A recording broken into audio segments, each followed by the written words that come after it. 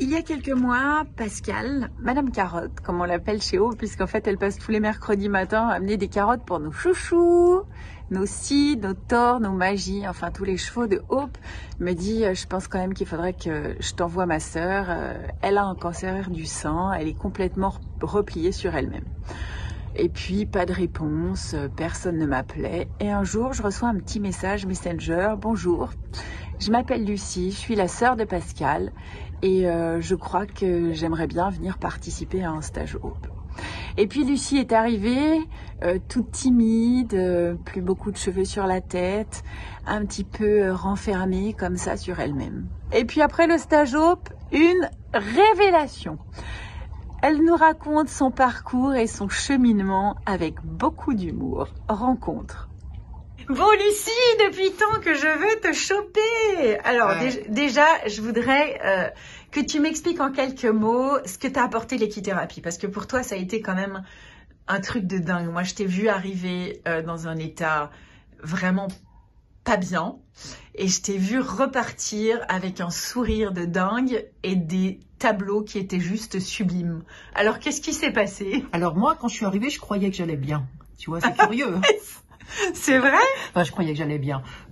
Tellement encore en traitement, tellement en mode...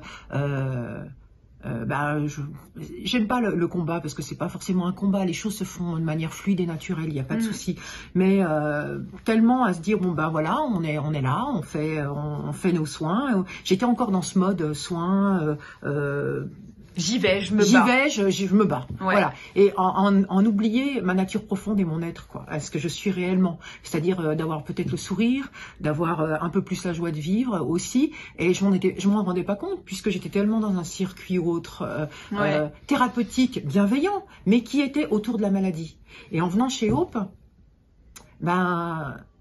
je me suis dit, ok, la maladie, pas que je mentalisais forcément, mais la maladie, elle était derrière moi. Même si on était toutes malades, on n'a pas forcément, on a parlé un petit peu de nos on échange un peu, mais voilà. Mais la maladie, elle n'était pas présente. Pas plus que ça, même si on était toutes, c'est bien, même si on était toutes bienveillantes les unes envers les autres, à l'écoute ou autre, il y a une forme de comment dire.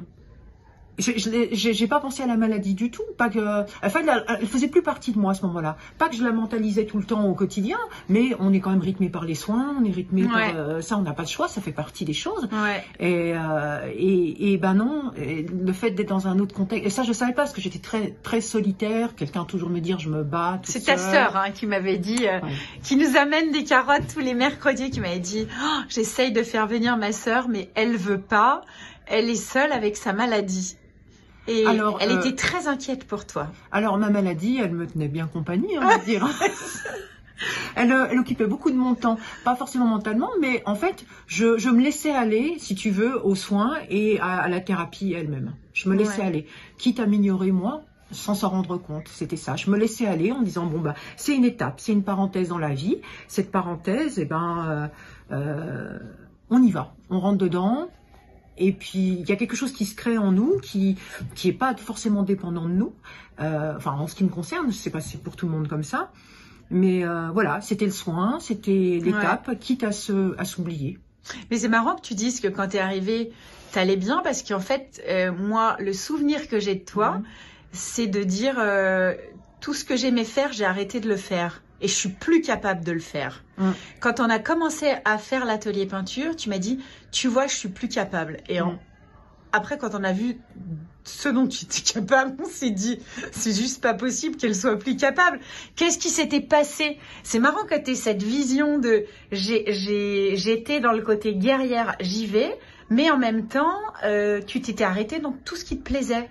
Parce que je faisais attention, je soignais la maladie sans penser à moi. Comment te dire? Ah oui. Alors que ton corps était un objet. Mon corps était un objet que je devais soigner. Mais au-delà de ça, il faut soigner aussi le mental, il faut tout soigner. J'étais bien dans une sorte de cocon, voilà, où on était bien gentil avec moi, tout le monde est bienveillant ou autre. Puis en fait, la réalité, elle est tout autre, parce que c'est nous qui sommes responsables. C'est bien, je veux dire, les médecins sont là, le milieu médical est là pour t'aider, t'accompagner, mais tout est en nous. Tu as les soins de base, c'est clair, on va toucher ta tumeur, on va faire telle ou telle chose, on va opérer, on va faire les chimios, bon ben voilà, c'est pas une partie de plaisir, mais bon, on passe tout par là, hein, et après, bah, tu te retrouves, enfin surtout dans l'activité artistique, moi je suis face à moi-même quand je dessine. Ça fout les jetons des fois. Je te dis carrément, d'être face à soi, ça fout les jetons. De se dire bah, qui je suis réellement, ce que je suis réellement, qu'est-ce qui m'a amené à cette maladie, qu'est-ce qui m'a amené dans tout ce que je... Tu réfléchis à tout ça quand tu peins et quand tu dessines? Non, je suis dans l'instant présent. C'est le seul moment où je suis moi-même, je pense, en toute sincérité. Mais qu'est-ce qui te foutait les jetons dans le fait de recommencer? Alors, j'avais déjà laissé tomber un petit peu, j'ai laissé tomber un petit peu avant mon activité, prise par des jobs qui ne me convenaient pas forcément, mais dans un engrenage qui ne me convenait pas. Et moi, parce que moi, j'ai besoin d'être bien pour dessiner. Sinon, il en ressort quelque chose de... S'il en sort une souffrance ou une douleur, c'est pas la peine. Je voulais pas qu'il en sorte... quand on regarde mon dessin, pour moi, je voulais pas qu'on voit une souffrance. Je vois que j'ai envie de voir le sourire, j'ai envie de voir la gaieté. Après, tu aurais pu aussi exprimer ta souffrance à travers ta toile. Généralement... Mais c'est peut-être pas ce que tu voulais, parce que peut-être que tu n'étais pas capable de l'affronter, du coup. C'est fort possible, ce que je dis, d'être face à soi-même. Mais je savais plus trop, peut-être que je ne savais plus trop qui j'étais à ce moment-là. C'est possible. Puisque ça m'a pas fondamentalement changé le cancer. Au fond, non. Ça a changé des choses dans ma vie, oui. Mais moi, je reste la même. C'est juste des morceaux de ma vie. Et puis, j'ai recollé les choses. J'ai refait un nouvel objet en recollant, voilà. Ouais. Maintenant, il faut que je trouve cet objet. Il faut que je retrouve un équilibre. C'est un équilibre, tout simplement. Tout est question d'équilibre en nous. Pour vaincre la maladie, il n'y a pas de secret. Et les traitements, c'est bien, mais le mental, c'est autre chose. Et ça, c'est indispensable. On parle aussi de l'après-cancer, là, parce qu'on est en phase d'après-cancer. C'est pas simple. On est loin des traitements. Enfin, loin, oui, on est quand même loin des traitements, parce qu'on a envie de les écarter ou autre. La maladie, il y a une épée de Damoclès, mais moi, j'essaie de ne pas y penser. Et avec les chevaux, on arrive à obtenir cet équilibre que je n'avais plus. Je savais pas trop ce que je venais chercher au début en venant ici. Je me suis dit, je viens. Je viens. Quelque chose m'a poussé au fond. Ouais, c'était dur, hein, parce que ta sœur, elle me tannait, mais... Oui, mais ça, il fallait que ça vienne de moi. Il fallait que ça vienne de toi. Il y a que nous qui pouvons, c'est ce que je te disais tout à l'heure, il fallait que ça vienne de moi. Parce qu'elle m'en parlait, parce que elle avait, enfin, ma sœur avait peut-être ses angoisses, elle avait pas, ma famille dans la globalité avait, une famille qui vit avec le cancer, c'est jamais facile pour eux non plus. Il y a nous, il y a la maladie, mais il faut aussi penser à eux. Et ils essayent de nous accompagner au mieux et d'essayer de trouver ce qui est le mieux pour nous. Mais c'est au fond de nous. La solution est au fond de nous. Alors moi, ce que je voudrais comprendre, c'est le déclic, parce que donc effectivement, quand on a commencé à peindre, en fait, je savais surtout par ta sœur que tu faisais. Elle m'avait envoyé en secret des choses, des dessins que tu faisais, et tu m'as dit j'y arrive plus, je veux plus. Et en fait, à la dernière séance d'équithérapie, t'as amené à toutes les filles, tu nous as toutes fait un dessin qui sont, alors le mien il est dans mon bureau, qui sont juste magnifiques. Comment tout d'un coup, quelle est l'impulsion justement, comment le cheval t'a remis le pied à l'étrier de ça et t'a redonné cette envie de faire ce que tu fais magnifiquement bien, quoi? C'est un ensemble de choses. Mais tu me disais que tu avais peur en fait. Donc comment tu as franchi cette étape de ça y est, je reprends mon crayon et j'y vais? T'avais peur de quoi? De moi, je pense. Oui, mais pourquoi? Parce que ça c'est peut-être un peu compliqué de revenir là-dessus, mais peur de ne pas être à la hauteur. Peur de foirer ton dessin? Oui. Oui? Oui. Mais c'est pas grave. Oui, mais moi je suis quelqu'un d'assez exigeant, donc c'est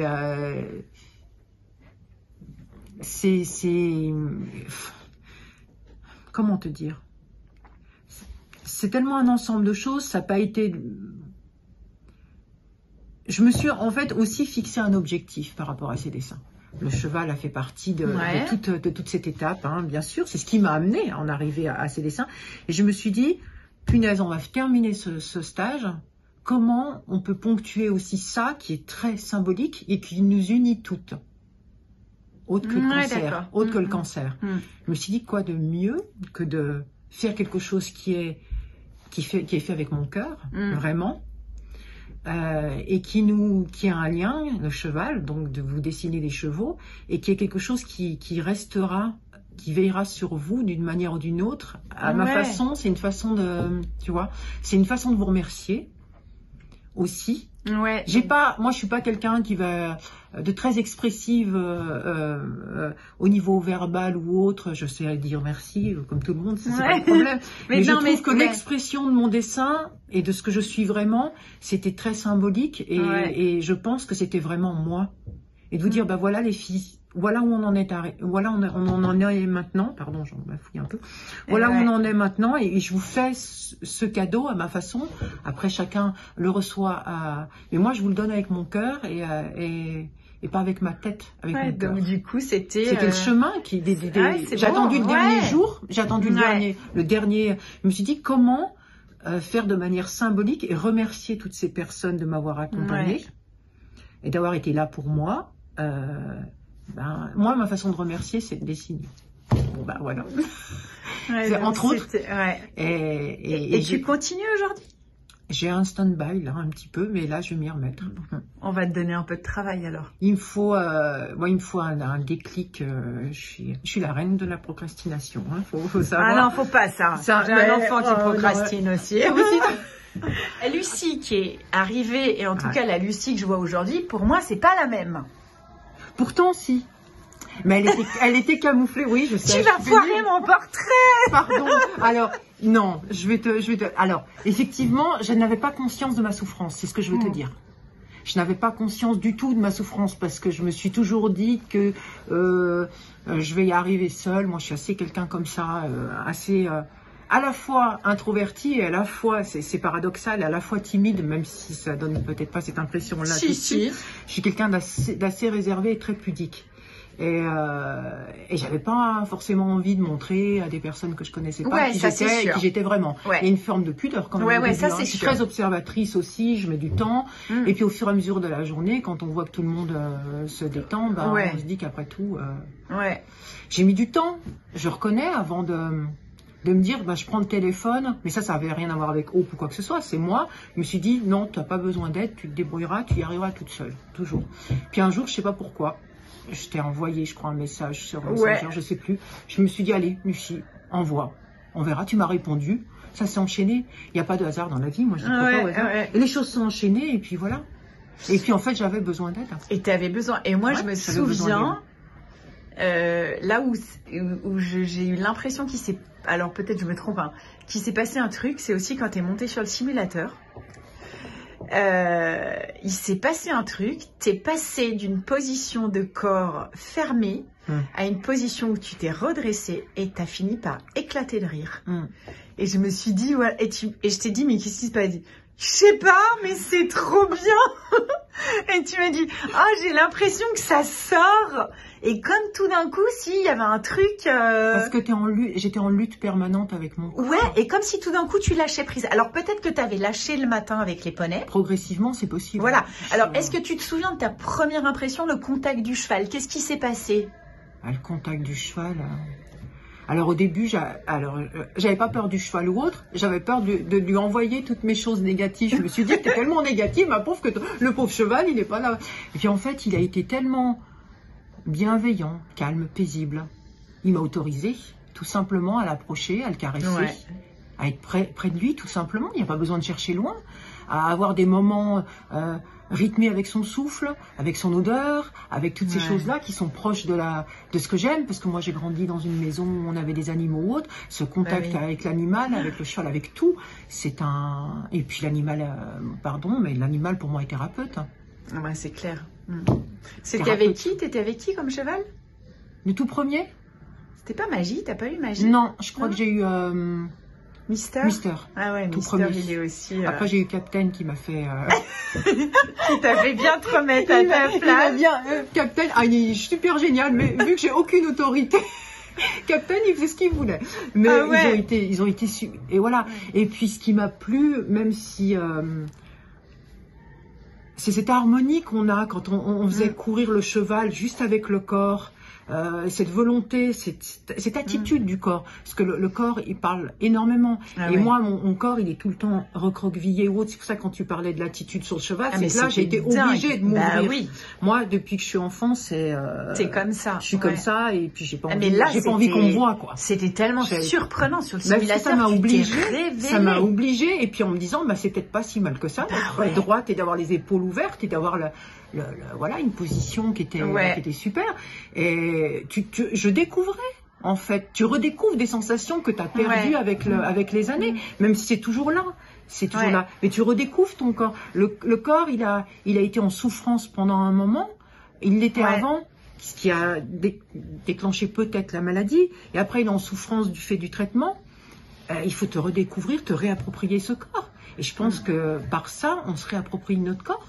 Et pourquoi, c'est quoi pour toi? Qu'est-ce qui fait que le cheval, il donne tant? Qu'est-ce qui se passe? Est-ce que c'est un échange d'énergie? Est-ce que c'est... Oui. Ça, c'est sur d'autres plans, ça. Si on doit parler, c'est du subtil.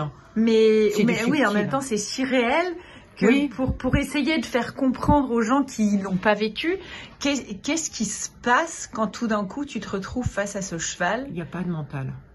Ouais, t'arrêtes de penser en fait. Enfin, c'est pas que t'arrêtes de penser, c'est que t'as une énergie, même si on n'en a pas conscience par des mots, par une transmission réelle, on n'en a pas l'impression, mais il y a une communication qui se fait absolument extraordinaire, dont nous, humains, on a peut-être moins conscience, mais que lui, il perçoit puissance 1, et en fait, il nous renvoie une telle bienveillance et un tel bien-être que, comment veux-tu? Tu peux être, même si tu es fermé, tu ne peux que t'ouvrir.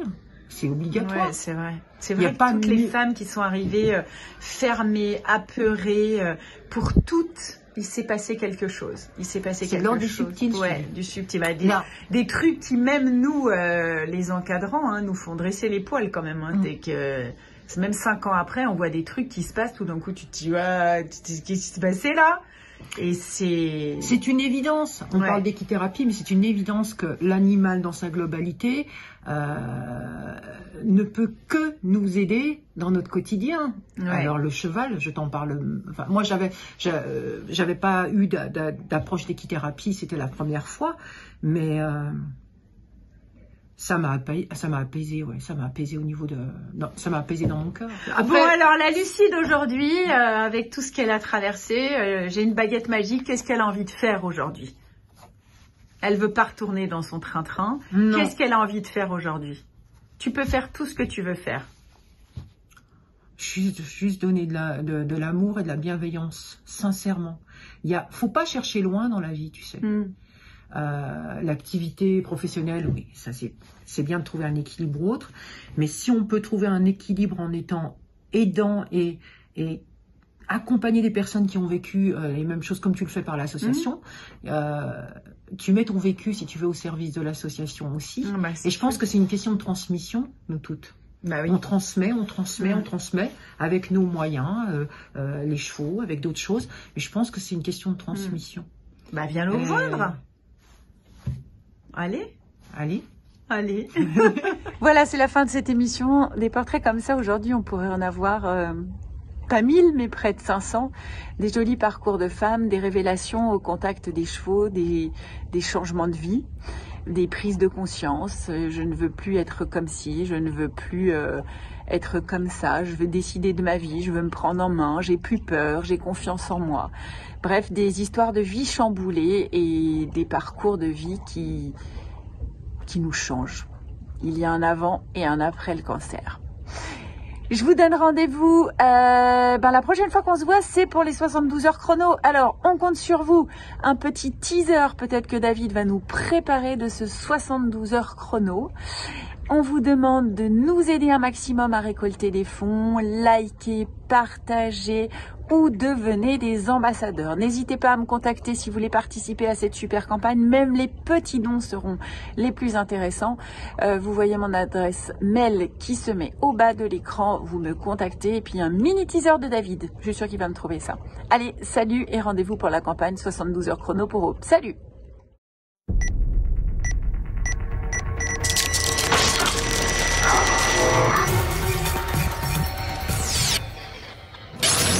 Martine, sarcome, 71 ans.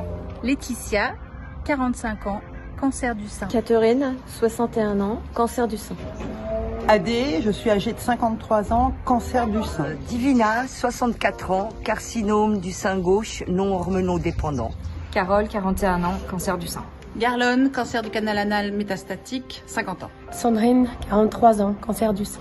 Annette, cancer du sein et du rein. Muriel, 54 ans, cancer du sein. Joël, cancer du sein, trichoblastome, cancer du sein. Corinne, 52 ans, cancer du sein. Liliane, 64 ans, cancer du sein métastatique. Estelle, 44 ans, cancer de l'ovaire. Fanny Bellorgeau, 45 ans, lymphome. Elisabeth, 58 ans, sarcome. Brigitte, 58 ans, cancer du sein.